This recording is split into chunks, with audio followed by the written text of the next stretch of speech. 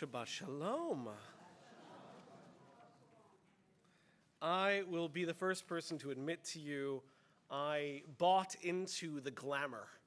My previous experience with TIFF was limited to pictures of celebrities and brutal traffic. Famous director premieres important new film, sequel to the sequel to the sequel gets Toronto release, Hollywood Scarlet dining at Cafe Mamash Yakar. Very expensive. Since moving to Toronto, it never even occurred to me that ordinary people like myself could go to TIFF. I knew people who had gone, but all of them were involved in the entertainment industry. So for years, my TIFF experience has been avoiding downtown at all costs and hoping that the ripple of traffic never makes its way above St. Clair. So when the brouhaha began with this film, The Road Between Us, it didn't even occur to me that attending the film was an option. You can do that? Rabbi corrected several of our members who told me they were going. Anyone can go to TIFF. The Road Between Us is a documentary film that details the story of Amir Tibon, a respected Israeli journalist who on October 7th was living on Kibbutz Nachal Oz, one of the kibbutzim which is on the border of Gaza. When the attack began, he locked himself, his wife, and his two daughters into their safe room, and he immediately called his father, Noam Tibon. Noam is a decorated and retired Israeli general who, alongside his wife, Gali, rushed from Tel Aviv directly into the southern war zone, intent on rescuing their family. This film is by Canadian filmmaker Barry Averich. It details the rescue attempt and relives that morning through footage that was taken on that day, interviews with the survivors, and much more. And the controversy around it is likely familiar to many of you. I won't spend too much time on it.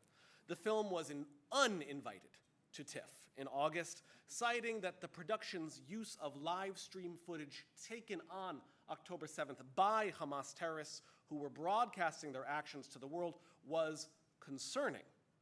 But not concerning because of its content. Rather, it was concerning because, according to TIFF, the filmmakers lacked the legal right to use such footage, and that, should TIFF show the documentary, there could be legal repercussions for the festival, which is to say, TIFF was concerned that Hamas would sue them for showing this film.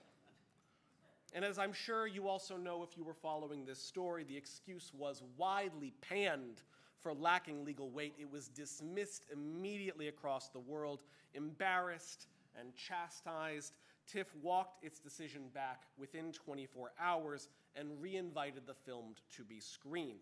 And that entire flash in the pan controversy happened so quickly and was resolved so suddenly that the advocacy committee here didn't even have a chance to share the petition it had in support of the film. And this was one of the wins of the Jewish community in the public sphere this year, was the reinstatement of this film.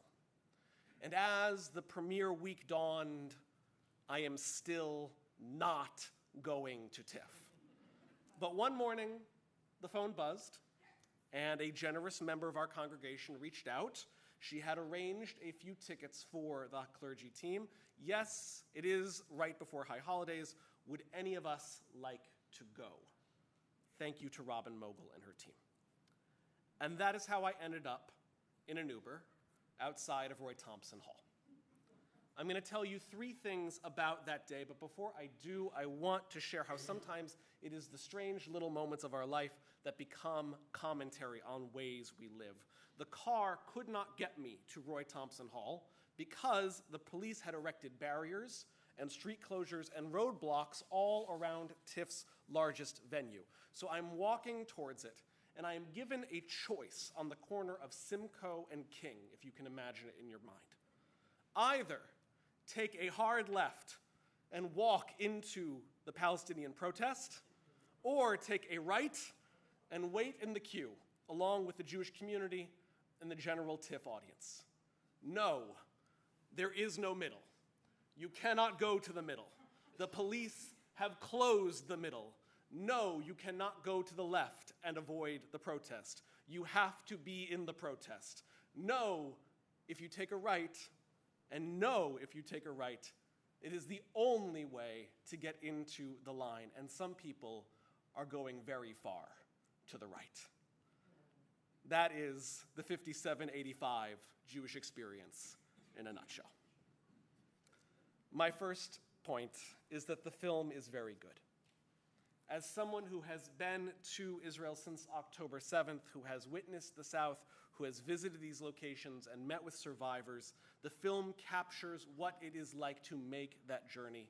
It transmits the loss and the shock and the overwhelming violence of October 7th, and it does so, as previously mentioned, with Hamas's own footage, which includes that first-person perspective and the security camera perspective as Israelis are murdered in their cars and on the street and in their homes.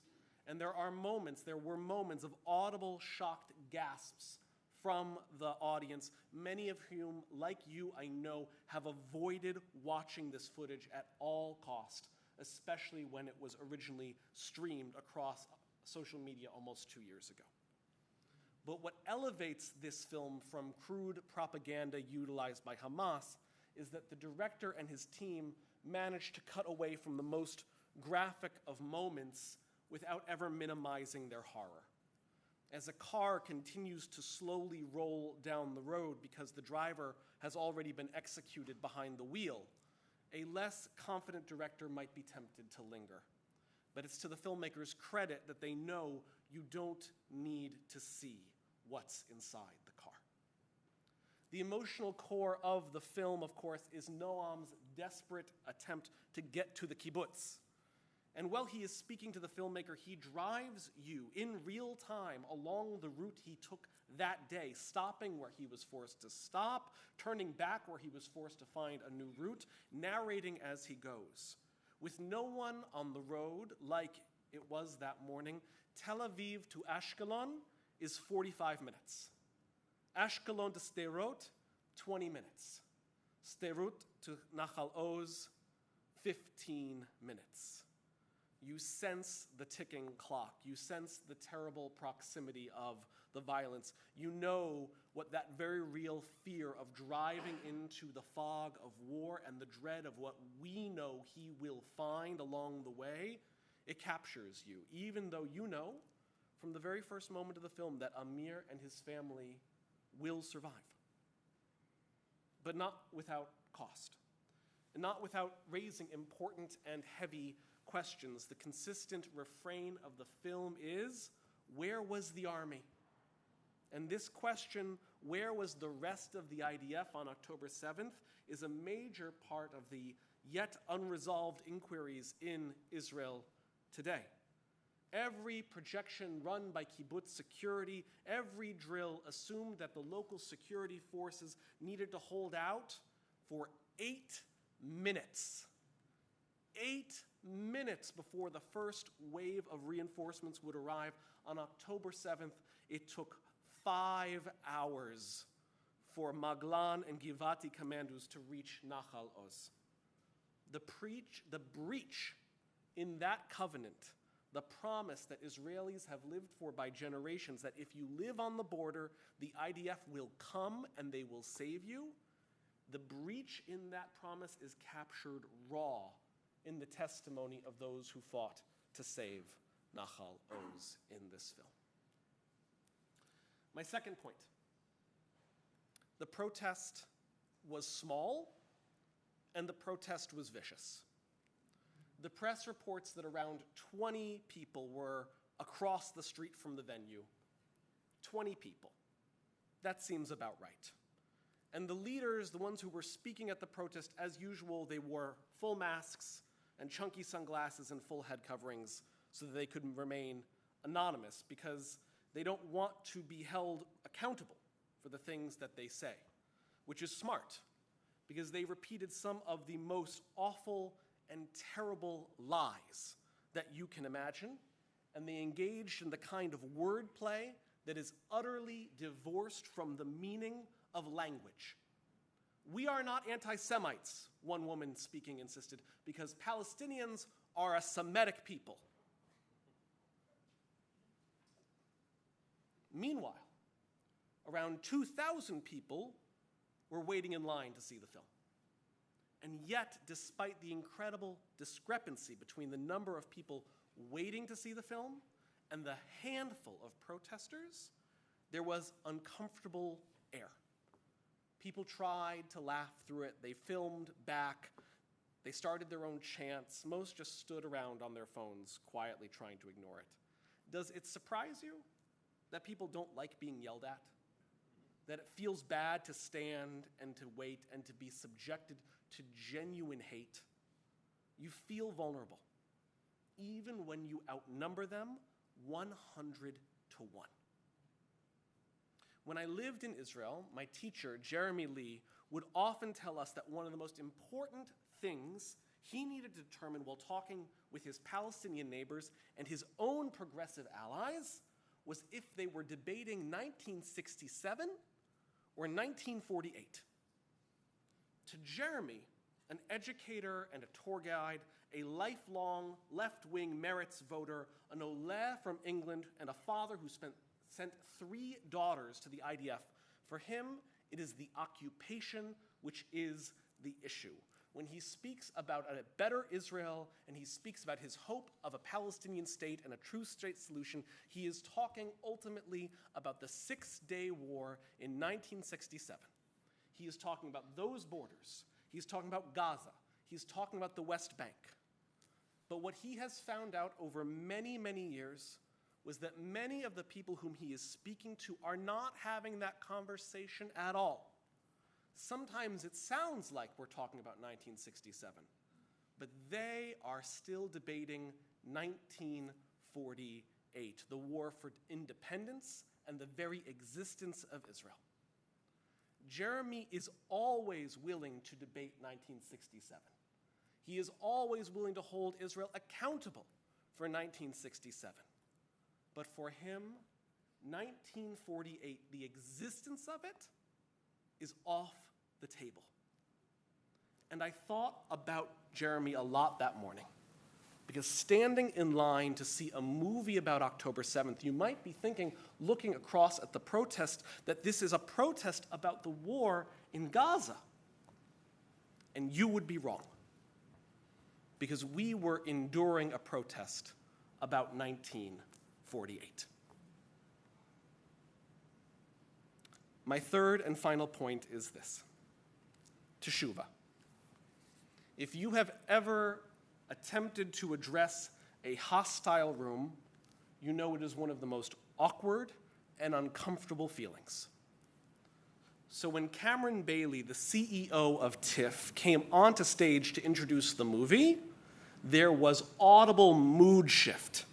Sporadic booing broke out. People crossed their arms. They leaned back. They gazed with blazing judgment in their eyes. Here he is. This is the man. This is the man who tried to kill this movie. And after a few introductory points, Bailey did something which should not be incredible, but in our climate today, absolutely is. He apologized. He apologized explicitly. He apologized personally. Not the kind of, I'm sorry you feel bad about what I said apology, but a genuine, I made a mistake. And while it was not enough for everybody, it was not enough for the woman who was sitting next to me, for instance, it was enough, widely, to diffuse the tension and to transform the energy in the room. Posture changed, smiles broadened, people leaned forward, they listened, they applauded at the end when he finished speaking. This is a brilliant example of the power of tshuva. This is an example of what it means to do repentance. And now is our time for tshuva. We are right now in the final Shabbat of 5785. Rosh Hashanah is, as I'm sure you all know, just a few days away.